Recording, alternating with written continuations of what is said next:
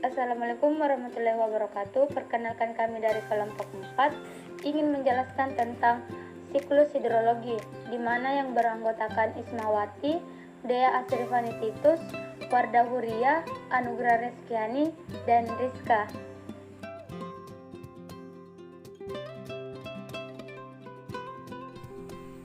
Assalamualaikum warahmatullahi wabarakatuh. Di sini saya akan menjelaskan beberapa tahapan dalam siklus hidrologi. Sebelum melangkah ke tahapan tersebut, saya akan menjelaskan apa itu siklus hidrologi.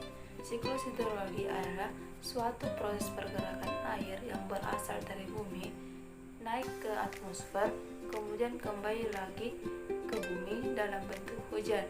Dalam siklus hidrologi ini, salah satu faktor yang sangat berpengaruh ialah sinar matahari, di mana semakin besar sinar matahari atau semakin besar energi matahari terpancarkan, maka penguapan akan semakin besar dan juga hujan akan semakin besar.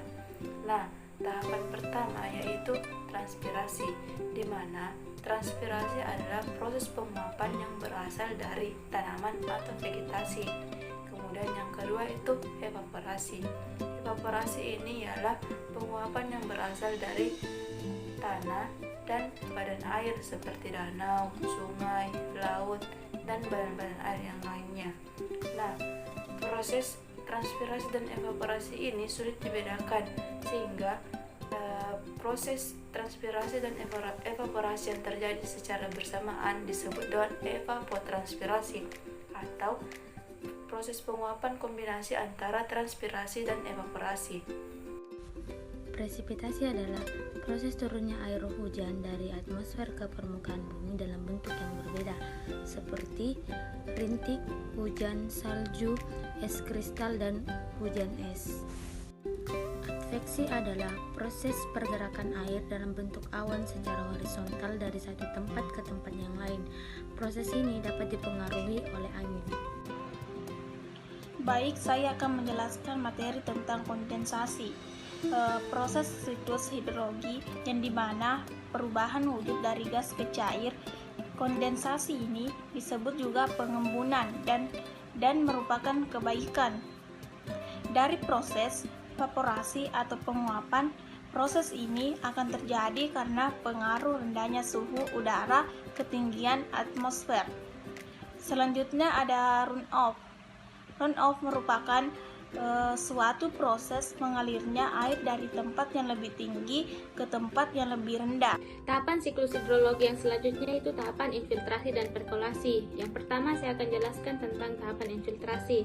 Tahapan infiltrasi adalah suatu proses di mana masuknya air ke dalam pori-pori tanah per satuan waktu tertentu. Jumlah air yang masuk ke dalam pori-pori tanah dalam waktu periode tertentu disebut dengan laju infiltrasi. Adapun faktor-faktor yang mempengaruhi laju infiltrasi yaitu jenis tanah, banyaknya vegetasi, tingkat kejenuhan tanah, dan banyaknya curah hujan. Semakin lama waktu terjadinya infiltrasi, maka semakin lambat juga laju infiltrasi terjadi. Seiring dengan berjalannya waktu tersebut, maka kapasitas infiltrasi juga akan semakin meningkat. Tahapan selanjutnya itu merupakan tahapan perkolasi. Tahapan perkolasi ini merupakan tahapan lanjutan dari infiltrasi, di mana tahapan perkolasi merupakan suatu proses masuknya air ke dalam pori-pori tanah yang lebih kecil lagi. Ketika laju infiltrasi berada pada nilai yang tetap, maka nilai infiltrasi tersebut disebut dengan laju perkolasi. Yang selanjutnya itu jenis-jenis siklus hidrologi. Jenis-jenis siklus hidrologi ini terbagi menjadi 3 jenis. Yang pertama, siklus pendek, yang kedua siklus sedang, dan yang ketiga siklus panjang. Nah, yang akan saya jelaskan yaitu tentang siklus pendek. Siklus pendek ini diawali dari tahapan evaporasi air laut ke atmosfer. Pada ketinggian tertentu, penguapan air laut akan mengalami kondensasi sehingga membentuknya awan. Nah, pada awan ini ketika tidak mampu lagi menahan air, maka akan terjadinya proses presipitasi, sehingga akan terjadinya proses hujan. Siklus selanjutnya yaitu siklus sedang. Siklus sedang tidak terjadi di lautan, melainkan hanya terjadi di daratan saja. Nah, pada awal mulanya, proses terbentuknya siklus sedang ini hampir sama dengan proses terbentuknya siklus air pendek. Ia akan mengalami evaporasi, kemudian terkondensasi menjadi awan, hingga akhirnya menjadi butiran air hujan atau yang biasa disebut dengan presipitasi. Akan tetapi, akan ada sebuah perbedaan antara siklus pendek dengan siklus sedang. Perbedaannya yaitu, uap air akan terbawa oleh angin menuju daratan. Pada saat itulah proses kondensasi terjadi. Kemudian, awan menjadi hujan yang jatuh di daratan dan meresap ke dalam tanah. Nah, sebagiannya lagi akan diresap oleh akar tumbuhan dan terbawa aliran air menuju permukaan sungai, danau, dan parit.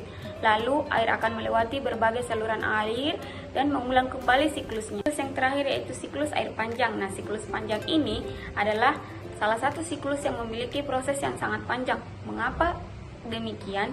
Hal ini dikarenakan hujan atau air yang turun bukan hanya berupa hujan biasa, tetapi juga bisa berupa es, salju, ataupun yang biasa disebut dengan gletser. Proses siklus panjang diawali dengan proses penguapan air, kemudian uap air akan mengalami proses sublimasi sebelum mengalami kondensasi. Awan yang berada di atmosfer akan bergerak dibawa oleh angin ke tempat yang relatif lebih dingin atau tempat yang relatif lebih tinggi di area daratan, dan akan terjadinya presipitasi atau turunnya hujan berupa hujan salju, hujan biasa, maupun hujan gletser. Sekian dari kelompok kami, kurang dan lebihnya mohon dimaafkan. Wabillahi taufik wal hidayah. Wassalamualaikum warahmatullahi wabarakatuh.